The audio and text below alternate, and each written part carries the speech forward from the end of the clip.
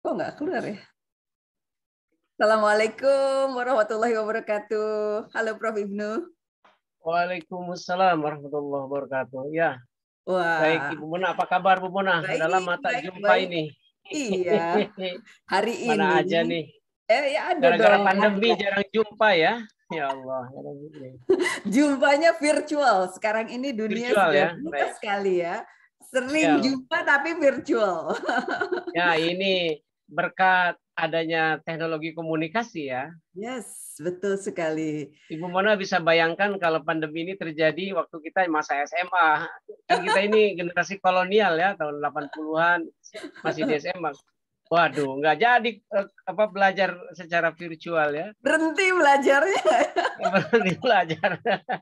Iya, begitulah Kurung kira-kira. semua ya. Oh, Masya Iya, Allah, luar biasa. iya. Tetapi manusia itu memang punya kemampuan untuk beradaptasi atas berbagai situasi, ya kan? Barangkali temuannya akan menjadi berbeda jika pada saat itu terjadinya begitu ya. Selalu demikian ya. Kelebihan makhluk hidup daya adaptasinya ya, memiliki daya adaptasi. Bukan hanya manusia, hewan sekalipun daya adaptasinya Betul, memiliki daya betul. adaptasi ya. Memiliki daya Iya, betul betul. adaptasi. Betul, iya. Oke, Prof. Ibnu, saya senang banget hari ini bisa ketemu. Ini Prof. Ibnu ini jagonya Emangnya komunikasi ada ya, apa sih? Kayaknya serius banget. pakar komunikasi dan bukunya udah banyak ya, guru besar komunikasi dari UI, juga Sebutan background saja itu. background pengalamannya luar biasa ya, dan termasuk dalam pengalaman memproduksi pesan untuk Kemendikbud ya. Iya, iya, iya. Oke, dan jabatan-jabatan lainnya ya. Oke, hari ini saya mau bertanya terkait dengan media ya. Jadi media itu luar biasa ya. Kalau medium is the message ya. Kalau kata Laswell, kata apa? Siapa namanya? McLuhan. McLuhan ya, Ya. McLuhan. Nah, medium luar biasa. Kita membuktikannya saat ini juga. Nah, medium is the message, dan medium itu media memberikan dampak pengaruh kepada masyarakat, kepada penerima pesannya. Saya ingin dielaborasi ya, dijelaskan tentang bagaimana sih media itu memberi dampak pada masyarakat. Kalau dilihat dari kajiannya, apa sih kajian konseptualnya? Lalu apa dampaknya? Ini pertanyaan sulit banget ini. Iya. Jadi waktu itu McLuhan menyebutkan seperti itu, medium is the message, ya. 60-an ya, tahun Kemudian 60-an ya. iya, saat itu ya. Sekarang ini sepertinya sudah bergeser Ibu Mona, tidak lagi yang medium is the message lagi, tapi ada ini berkat perkembangan teknologi ya. Jadi sekarang ini kawan-kawan sudah sampai pada dalil yang biasanya teman-teman media sosial gunakan adalah content is king, gitu. Konten itu raja. But distribution is King Kong. Itu teman-teman zaman sekarang begitu. Mengapa demikian? Karena mediumnya itu dalam tanda petik udah selesai. Mediumnya udah selesai dalam pengertian. Setiap orang sekarang ini sudah memegang mediumnya, Ibu Mona. Oke. Dalam bentuk apa? Gadget itu mediumnya. Oke. Jadi mediumnya udah punya semua, sekarang udah di kantong semua, tidak hanya orang dewasa, bahkan udah generasi Z saja sudah megang medium itu dalam bentuk gadget itu. Jadi bergeser, semula orang meniscayakan pada medium, sekarang meniscayakannya pada pesan, sehingga lahir dalil itu tadi di kalangan teman-teman pengamat media, terutama media sosial, content is king, but distribution is King Kong, begitu. Okay. Ya, nggak apa-apa, namanya Konten perkembangan itu ilmu penting pengetahuan. banget ya. Ya, baik. berarti produksi pesan itu penting sekali ya. Menjadi sangat penting karena dalam tanda petik medianya sudah selesai, dalam arti bukan selesai, tersedia, udah ready. Iya, ya, udah nggak jadi kendala ya, udah Ya, available. Ya, oke. Udah available, betul ya. Nah, sekarang kenapa konten is king? Artinya konten itu menimbulkan dampak kepada penerima Betul, konten. iya. Ya Betul, kan? bukan medianya yang menimbulkan dampak. Media itu kan netral, pengantar saja. Ya. Tapi yang memberi dampak itu message-nya, kontennya, Ya. informasinya. Begitu, betul Bu Mona. Ya. Ya. Seberapa besar dampaknya pada manusia? Kalau kita klasifikasikan, dampaknya itu bikin ngerti, yaitu kognitif, ya, bikin feeling, ya, afektif, dan juga bisa berperilaku. Itu seperti apa? Ya, tadi syaratnya medianya sudah selesai ya, udah ready. Artinya pesannya terhantarkan dari pihak yang memproduksi pesan ke penerima pesan, ya udah ya. Udah medianya sih udah pasti ada di dalamnya ya. Jadi syarat pertamanya kita sebutlah sekarang ada media penghantarnya. Kalau tidak sampai ke audiensnya, tidak terjadi apa-apa juga sehebat apapun pesan kan. Misalnya saya membuat puisi misalnya. Waduh, pokoknya puisinya segimana bagusnya pun kalau tidak disampaikan kepada Ibu Mona dalam hal ini, ya tidak akan berpengaruh apa-apa. Saya simpen aja di laci saya kan begitu. Nah, yang menghantarkannya itu media, ya tentu saja dalam hal ini musimnya media sosial. Nah, kemudian berikutnya karena urusan media udah ready, udah selesai, maka kita masuk ke struktur pesannya, ya kan? Nah, pesan-pesannya itu bergantung memang Ibu Mona. Ada yang disusun sekedar untuk memberitahukan, nih ada buku baru nih.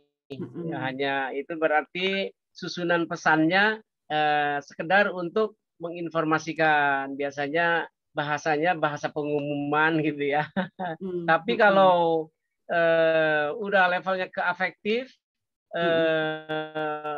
mungkin cukup dengan bahasa pengumuman yang sekedar nih ada buku baru nih, tapi harus dijelaskan sedikit. Nih ada buku baru yang kalau Anda nggak baca nih, atau kalau dibaca dari daftar isinya saja, berubahlah hidup Anda. Udah mulai tuh. Afektif tuh. Wah, kalau begitu saya harus baca nih. Gitu ya. Nah, lalu itu sudah susunan pesannya udah mulai rada ini apa namanya didesain gitu ya Bu Mona sedemikian rupa sehingga menimbulkan daya pikat ya, daya pikat bukan hanya menarik perhatian tapi sudah menimbulkan emosi ingin membaca misalnya. Kemudian level ketiganya mungkin kalau disusunnya pesan itu sedemikian rupa sehingga bisa menceritakan isi buku ini bla bla bla dan ditunjukkan juga ada beberapa orang yang sudah mengambil manfaat dari buku itu. Nah, udah mendorong calon pembaca ini, kalau begitu saya baca nih, harus saya beli nih buku ini. Itu udah level psikomotorik. Berarti susunan bahasanya, lalu fakta yang dikemukakannya, aspek yang ditonjolkannya, udah berbeda dengan yang untuk kepentingan afektif, ataupun apalagi untuk kepentingan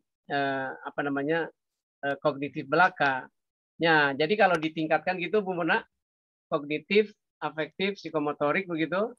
Begitu kita berniat menyusun pesan dalam rangka mengubah perilaku pada level psikomotorik, dengan demikian di dalamnya ada aspek afektifnya, ada aspek kognitifnya.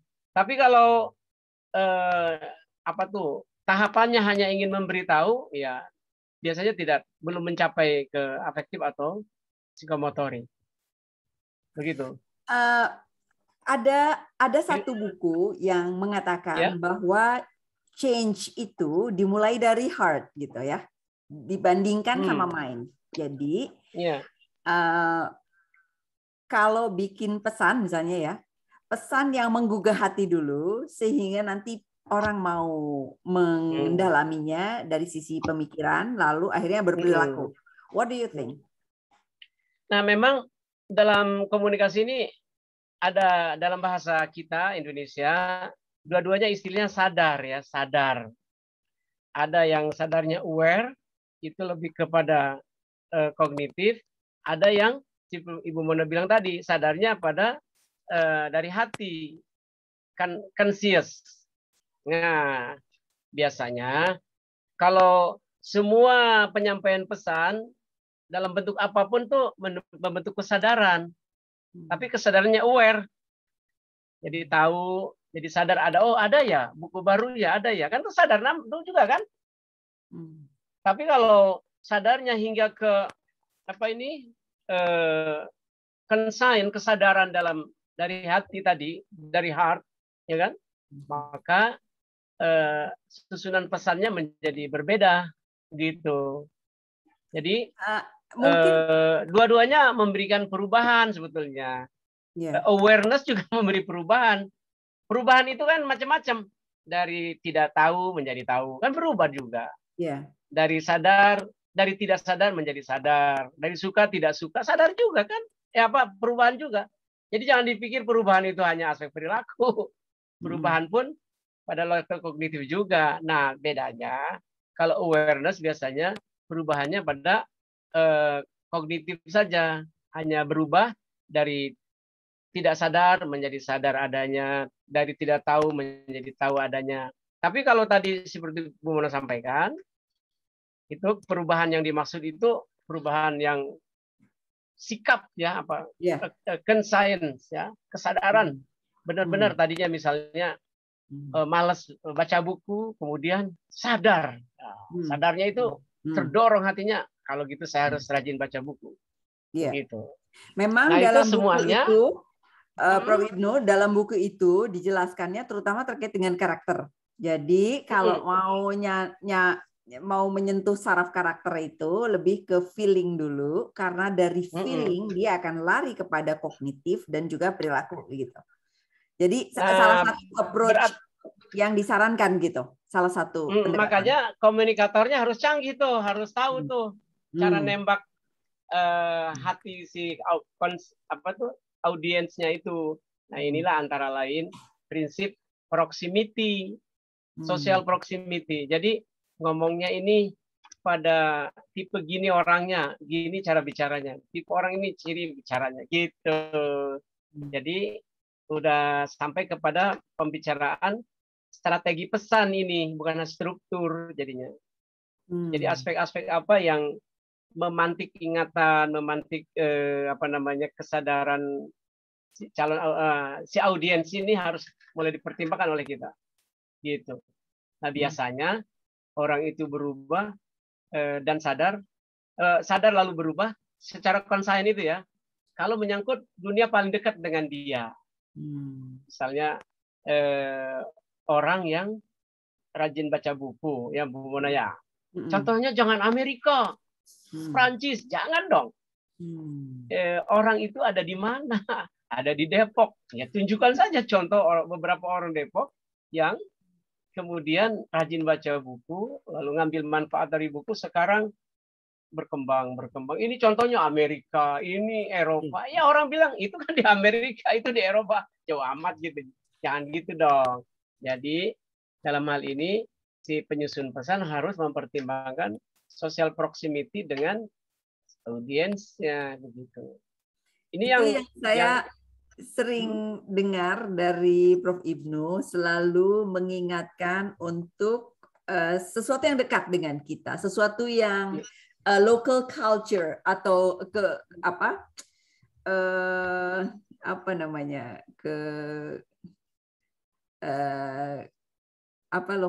wisdom. Termasuk dari produksi teori yang harusnya local wisdom, termasuk dari barangkali teori-teori tentang efek media yang ada di Amerika atau di negara-negara produsen ilmu yang sekarang ini cenderung lebih aktif gitu ya. itu belum tentu applied juga untuk Indonesia begitu, ya kan? Jatuh bangunnya untuk memproduksi pesan terkait dengan COVID itu juga ternyata berbeda bisa jadi dengan masyarakat Indonesia begitu. What do you think? Ya, jadi contohnya harus terdekat dengan kita saja. Saya pernah membaca sebuah artikel, ada ahli terkenal ya, Everett Rogers ya, ahli difusi inovasi kalau dulu masih kuliah kita ya. Beliau belakangan juga dalam beberapa tahun terakhir juga riset difusi itu berbagai macam, di antaranya difusi berita begitu. Nah, beliau survei difusi artinya sejauh mana media isi itu mempengaruhi itu tadi, efek tadi kan. Nah, lalu beliau di antara berbagai isu yang yang cepat mendiffuse ke warga Amerika adalah ternyata ini semacam kebencanaan sosial gitu, kebencanaan. Bukan yang lain-lain yang dulu yang lebih dekat dengan dunia dirinya masing-masing orang tuh ingin selamat, ingin hidup tenang gitu. Ternyata itu gitu. Nah, kadang-kadang kalau ngomongin contohnya di Eropa, contoh di Amerika, contoh di akhir-akhir ini di China gitu. Nggak usah, contohin aja di sekitar kita gitu. Itu dalam rangka mengubah perilaku seperti itu. Artinya produsen pesan seperti misalnya media massa atau juga orang-orang yang ada dimanapun di pemerintahan ya, atau juga di mana saja ya yang memproduksi pesan, sebenarnya harus lebih aware sama local wisdom ya. Segini aja, kita mulai dari keluarga saja, Ibu Mona. Dari keluarga, ayah, ibu, ayah seperti saya, dalam menerangkan sesuatu kepada anak kita, ya udah kita contohin sekitar yang dekat dengan anak kita aja. Ini contohnya. Lalu kalau kita ngajar dengan mahasiswa, ya beri contoh hal-hal yang terdekat di kehidupan mahasiswa aja gitu. Walaupun demikian memang kalau untuk referensi sebagai catatan boleh aja mengambil contoh yang jauh, Bu Mona, boleh. Tapi mesti dikontekstualisasi dengan kondisi kita gitu. Kalau iklan bagaimana? Loh, coba lihat.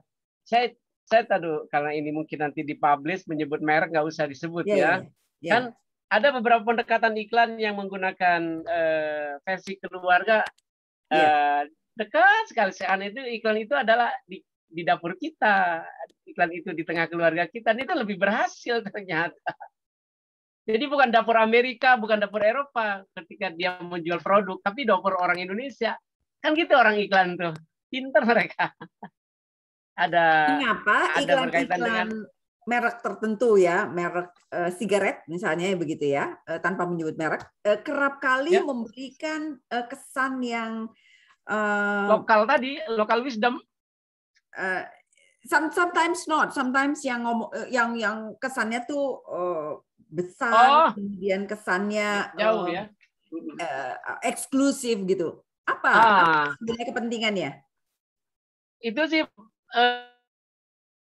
segmen pembelinya sedikit itu. Coba kalau iklannya yang bernuansa lokal, wah pembelinya dari metropolitan sampai pedesaan beli semuanya, kan gitu ya kan, begitu.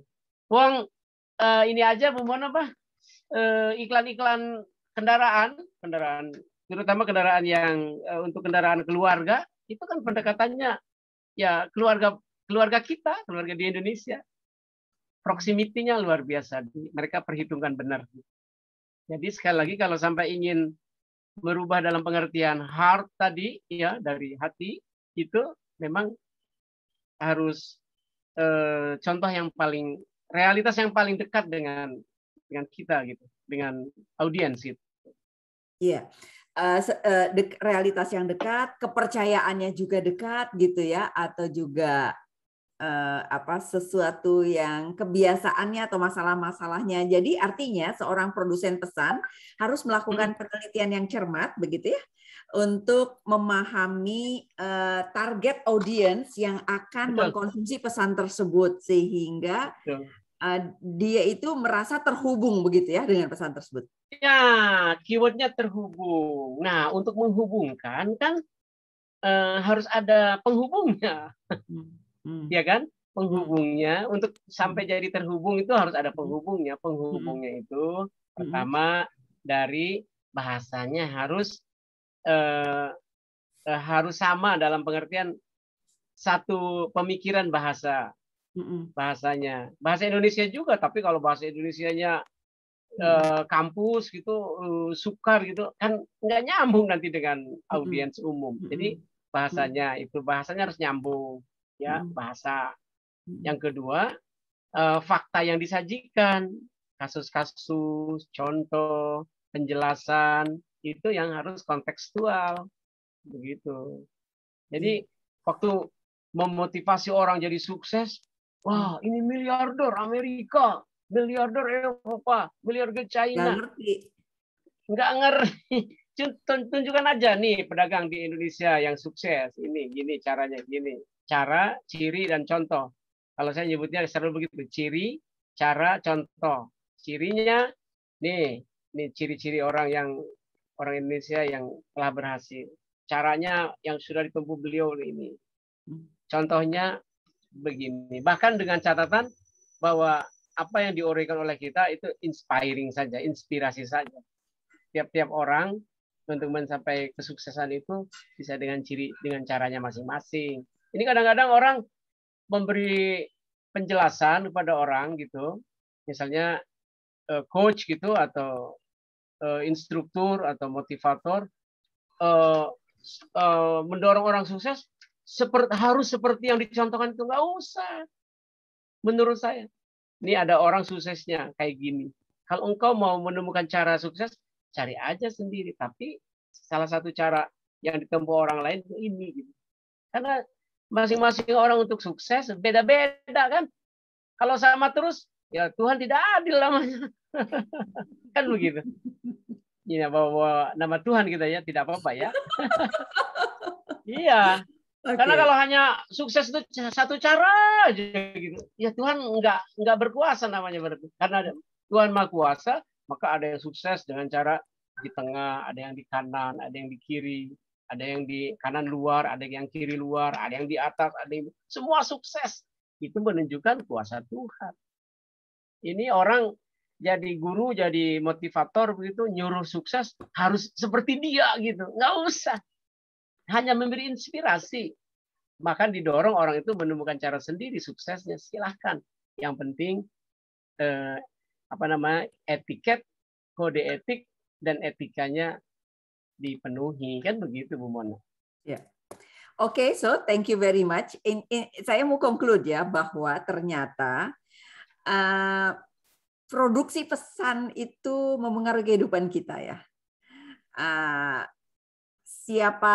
Siapa yang saat ini dunia begitu terbuka. Kesempatan orang untuk menyampaikan pesan dalam lingkup yang lebih luas, tidak hanya satu 101 gitu ya, atau kelompok kecil gitu ya, itu menjadi lebih luas ke lingkungan yang bahkan tak dikenal begitu. Sehingga kita perlu punya tanggung jawab sosial terkait dengan kontennya, tetapi kita juga perlu mempelajari strategi-strategi dalam membuat pesan gitu ya. Sehingga orang yang mendapatkan pesan kita ini dampaknya juga jadinya positif, nggak malah nyusahin, nggak malah ngerusak gitu ya untuk orang tersebut. Walaupun Ibu Mona udah memberi catatan, saya tambahin dikit ya. Ya, boleh. Di balik kata content is king, ya, konten itu raja, betul kata Bu Mona tuh. Kalau powernya itu negatif, waduh, king yang ditimbulkannya ya negatif kan begitu. Jadi di balik kata konten is king juga itu tadi. Beneran. Konten beneran, tapi itu beneran. Harus kesana dan kesini. iya harus Sudah ini, negatif, tapi harus ya? dimanfaatkan untuk kebaikan supaya tanggung jawab sosialnya sampai tadi, supaya content is king, tapi for positive and konstruktif gitu, ya kan? Karena yang namanya content is king juga bisa negatif destruktif kan? Iya. Nah, ini catatan pentingnya di balik content is king ada itu tadi Ibu Mona sudah memberi catatan dasar, ada tanggung jawab sosial sebagai pihak yang memproduksi pesan agar kingnya itu jadi king yang positif dan konstruktif lah begitu. Termasuk Prof. Ibnu, termasuk juga sorry to say buzzer yang memanipulasi pesan sehingga pesan itu diarahkan sesuai dengan kepentingan yang kadang-kadang tidak etis, kadang-kadang menyesatkan, kadang-kadang berkonten hoax gitu ya. Itu pun sebenarnya kalau kita lihat dari tanggung jawab sosial itu merugikan, dan sebenarnya kalau kita memiliki dasar-dasar religiositas yang baik, kita yakin bahwa semua akan dipertanggungjawabkan kelak. Iya. Coba tambahannya gini Bu Mona, jangan melihat buzzer itu lalu hanya politik gitu ya. Jangan. Iya. Ingat loh, buzzer itu ada di dunia ekonomi, di dunia kesehatan, di dunia agama. Jadi jangan hanya politik. Kalau buzzernya di dunia kesehatan, ya lindungilah kesehatan publik dong gitu. Artinya buzzer yang negatif ya? Buzzer yang negatif. Iya, jadi buzzer itu jangan hanya dilihat politik belaka. Buzzer itu ada di mana-mana. Buzzer ekonomi, belajar di bidang kesehatan, buzzer di bidang obat-obatan, buzzer di bidang agama, buzzer di bidang kelompok sosial ya. Nah itu semuanya seperti Bu Mona sampaikan tadi, semuanya memiliki tanggung jawab sosial. Lebih tepatnya tanggung jawab personal ya. Apa namanya Bu Mona biasa sebut? Personal Social Responsibility, PSR. PSR ya. Karena kalau di tanggung jawab perusahaan kan CSR ya. Betul. Kalau pihak yang memproduksi pesannya levelnya individual, maka itu PSR ya. Personal Social Responsibility. Masa kita berdua nih bicara harus punya PSR nih. Iya, tidak menyesatkan ya. Jadi justru memberdayakan ya. Kita ajak diri kita dan teman-teman semua untuk dalam bicara memproduksi pesan harus memiliki tanggung jawab sosial. Tanggung jawab sosial untuk lingkungan kita, untuk Indonesia agar lebih baik, ya kan, dan untuk masyarakat keseluruhan, termasuk masyarakat dunia, ya. Betul. Oke, Prof. Ibnu, terima kasih untuk diskusi yang bernas dan mencerahkan. So, I'm very happy ya diskusi hari ini. Semoga kita bisa ngobrol-ngobrol di saat lain. Ini soalnya harus banyak nih. Ini isinya otak semua nih di badannya nih kalau diketuk nih. Insya Allah, ya. Mari, assalamualaikum warahmatullahi wabarakatuh. Waalaikumsalam warahmatullahi wabarakatuh. Terima kasih Bu Mona, sampai jumpa lagi insya Allah.